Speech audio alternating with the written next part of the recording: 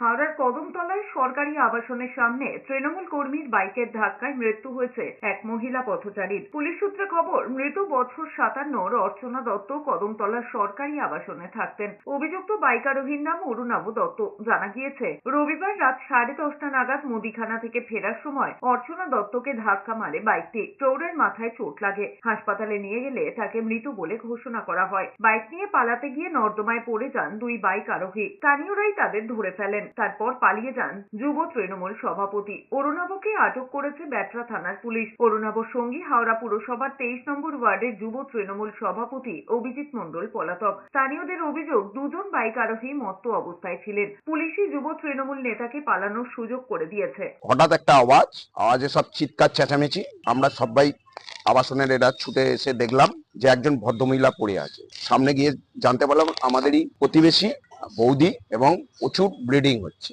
এবং কিছু দূরে একটা বাইক গিয়ে ধাক্কা মেরে আর কিছুটা দূরে গিয়ে পড়ে আছে।